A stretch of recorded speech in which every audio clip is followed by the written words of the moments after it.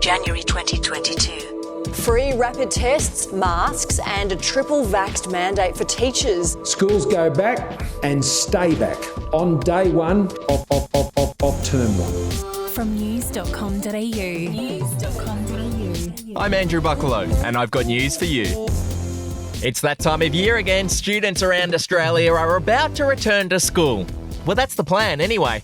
With the Omicron variant raging across the country, state governments have been forced to come up with plans that will allow kids to return to the classroom safely. But despite the promise of free rapid antigen tests and mask mandates, a lot of parents just aren't convinced. Today we're going to chat to a mum who isn't letting her 2 children return to school next week, and she'll explain why. We'll also get a student's point of view and meet a lad from Melbourne who's heading into Year 10. And not only is he going to tell us how he feels about the big return, but he's also going to explain how he made thousands of dollars in the past year by setting up a website tracking COVID data. He's a smart cookie, this one.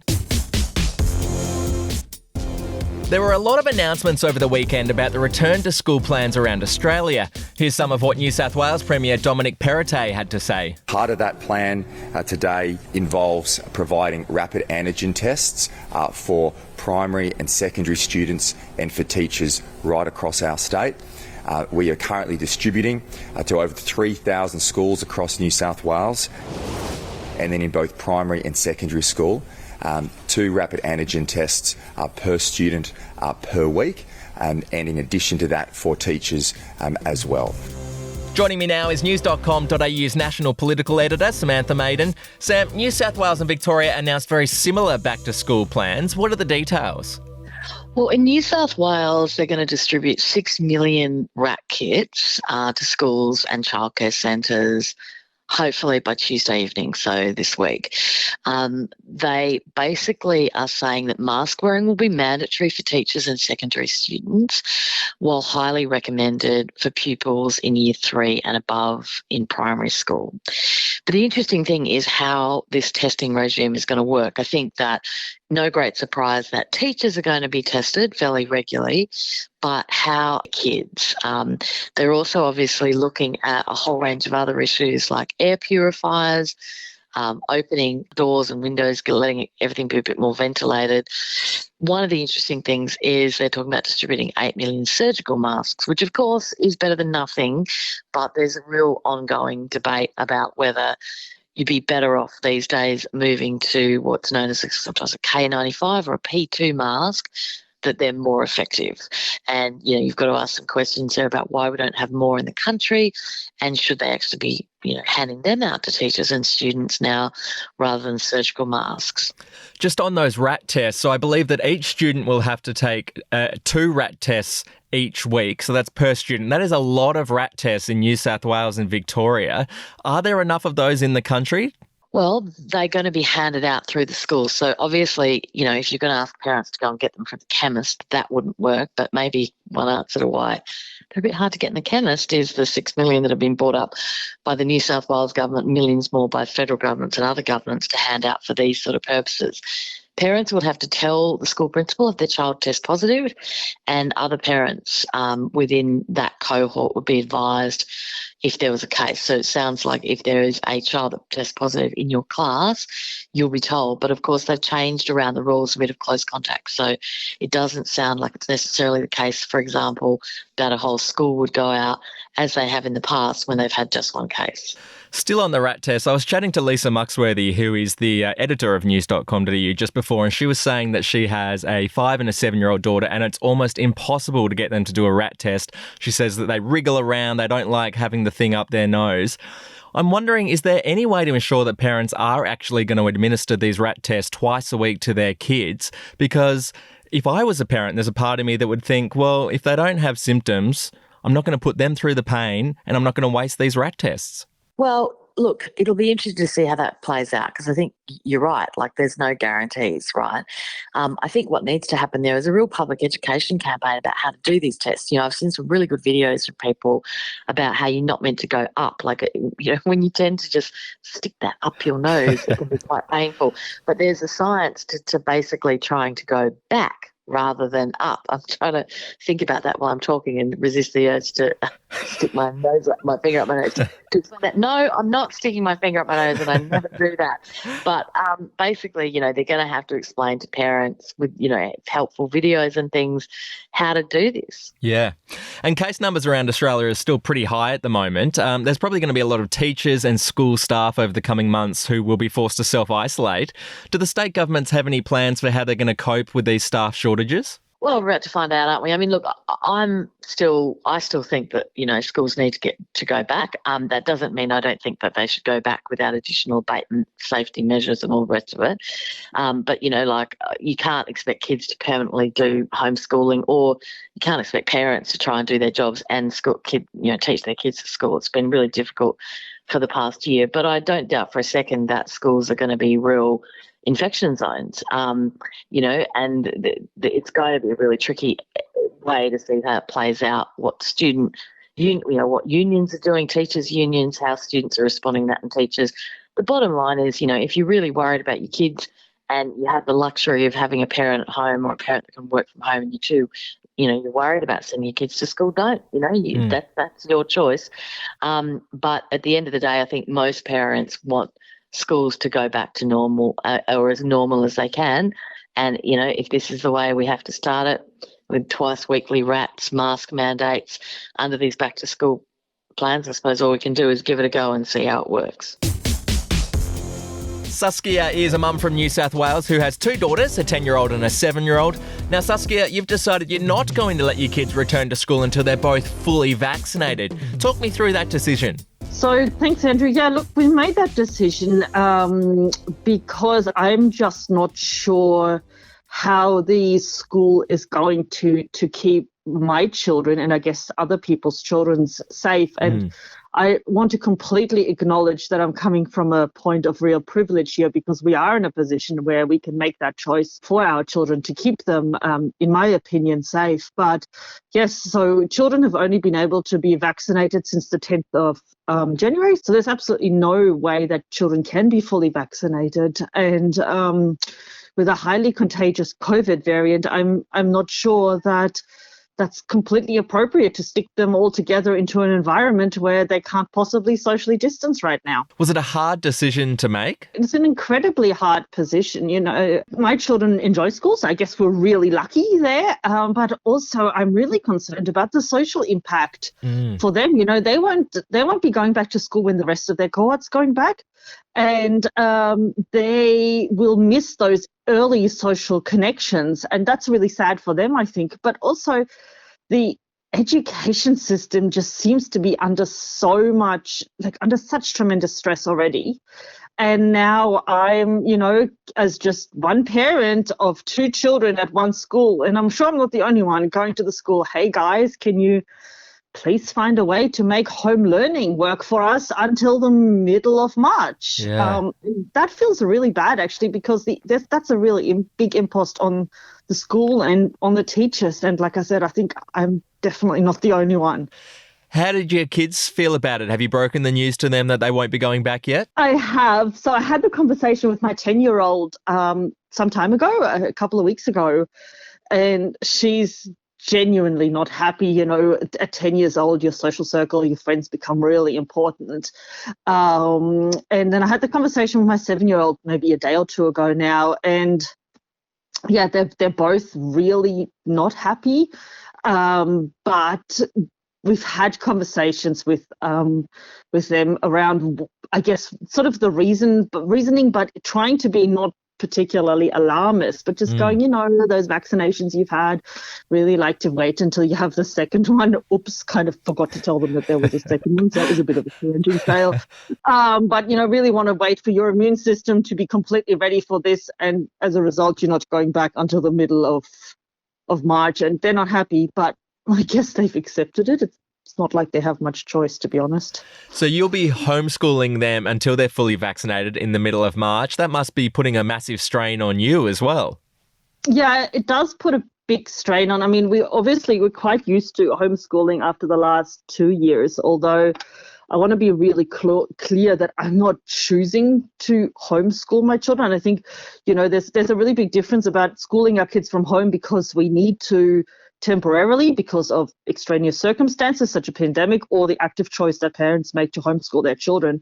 So my kids go to school, and I know plenty of people who homeschool, and that's a completely valid choice, but that's not the right choice for my family. However, I will be schooling my children from home over the next couple of months if I'm not presented with other options. I'm not sure that there's other options. Can I ask, do you have a job? Will you be able to work while you're homeschooling kids? I guess you won't be able to. Yeah, look, I guess I'm pretty lucky. I freelance, so I will just choose not to accept work during that time. Right. Or just choose to accept a very small amount of work to ensure that I can school my children while hopefully retaining an income. Of course, the negative side of that is that if I don't work, I don't get paid. Yeah. So but like I said, I'm accepting my privilege of that. We are in an incredibly privileged position to make that choice, and a lot of families are just plain and simply not there. Have you spoken to many other parents about your decision, and what have they said about it? Yeah, actually I have, and it's really interesting. In my social circle, the vast majority of parents are sort of sitting along the same spectrum here and are considering what they'll be doing with their kids, and really thinking that they will keep them at home until they're fully vaccinated. But on the flip side, I am friends with several parents as well for whom that's not an option, whether that's because of their job. They're an essential worker, such as a friend of mine is a psychologist, and that's not a job you can just leave, or they financially can't afford it. So they're not being afforded those options, which is really, like I said, it's really sad for them. But in my social circle, like I said, the vast majority of parents will be keeping their children at home for, essentially the first half of term one. So they'll go back to school mid-March, hopefully, once they're fully vaccinated. Are you nervous about sending them back even then? Yeah, I guess I am, because I guess there's a lot of unknowns there. Yeah. Do you know what I mean, Andrew? Like, we don't know what's going to be happening. And right now it's just like, children will need to go back because 5% of New South Wales's economy will stop if parents have to stay home and all of that. And that mantra is really frustrating. But it's already an acknowledgement that there will be a resurgence in cases, with the return to school. And the mantra seems to be really around, it's the vast majority of children are completely fine. COVID is a really light illness for them, et cetera, et cetera, et cetera. And I get where that's coming from, but I think there's a real complacency around the figures of significant and long-term illness from COVID in children. Yeah. So yes, even then I'm still concerned, but I feel that hopefully at least with 2 doses of vaccine, they'll be better positioned, or their immune system will be better positioned to fight an infection when they inevitably come across it. You might have heard of a website and a Twitter account called COVIDbase AU. It's a site that tracks COVID statistics, breaking down data on Australian and global infections, hospitalisations, deaths and vaccinations. It first appeared online early last year and quickly became an invaluable tool for people, journalists and podcast hosts. Now, it wasn't known who ran the website until September last year, when the founders revealed their true identities and made headlines around the country. It's run by a group of anonymous online analysts, and after getting their first jab, they finally revealed themselves. To everyone's surprise, they're 3 teenage boys from Melbourne. One of those teenagers is Jack, and he joins me now from Melbourne. Thanks for coming on I've Got News for You. Yeah, thanks. No worries. All right, we'll chat about COVIDbase soon, but first, you're heading into year 10 this year. Schools in Melbourne go back on January 31st. How are you feeling about returning to school? I suppose a bit of mixed emotions. It'll be good to get back to sort of learning and normal routine, but I guess at the same time, it has been nice on holidays and just having a nice break from everything. Has given me a lot of time, so I guess it will mean just for a lot of students in general that we will probably have a lot less free time. And then in terms of the COVID stuff, I do realise that there are a lot of cases, and the reality is that it's almost certain that we will probably deal with cases at every school in Victoria. Does that make you nervous? Do you feel like it's like inevitable that you're going to get the virus now? I think it's sort of just what the reality that we have to deal with now in 2022. I'm not too nervous just because I sort of know what will probably happen, and I've sort of accepted that, like a lot of people have. You know, like we do have measures in place. Everyone will be wearing masks. I know there will be rapid testing that will be provided. So I guess we just have to deal with the situation as it is. You're vaccinated, but have you heard of any of your classmates from your school who are planning not to get the jab? I have heard of a few, but I think the majority of people are vaccinated, which is good, and that does help the situation a lot, I suppose. I'm wondering, those students that you have heard of who aren't planning on getting the jab, do you think they'll be kind of outcasts in the school? I don't think there's that much talk about like, oh, they're vaccinated, I'm not vaccinated. It's just sort of, people sort of respect whatever decisions you've made, I think. And the last 2 years of the pandemic, I mean, that's been so hard for you guys as students. You've been in school, out of school. I can't imagine the pressure that you guys have been through. How's it been for you personally?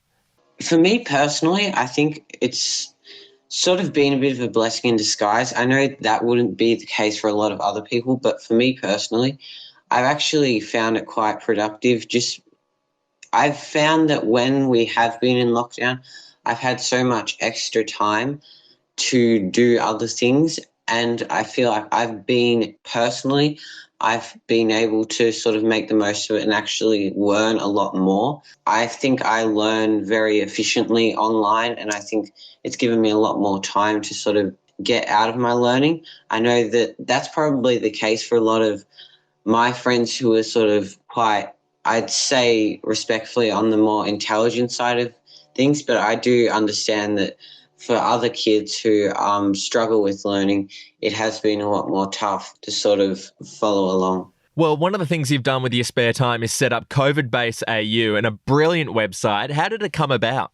Well, I think it's now almost a year since we sort of first decided to sort of start the thing up. So the three of us, so me, Wesley and Darcy, we're all pretty much like best friends at school. And back in about February last year, we just sort of thought we have a lot of skills and we can use them to sort of do something special and unique. And we sort of thought, oh, let's give this a try. Why not? And then, we sort of slowly built our way up and we're now at a point where we almost have 60,000 followers on Twitter. We have tens of thousands of website viewers. It's pretty wild sort of how we've built up to what we have now. Absolutely. You got about 55,000 more Twitter followers than me. I'm jealous. Now, why did you want to keep your identity a secret at first? Because you guys didn't reveal that you were the three youngsters behind the website.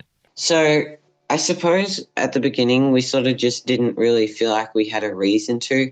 There wasn't really much of a point. We felt like just sort of randomly posting, oh, yeah, this is run by this account, this website is run by three teenagers.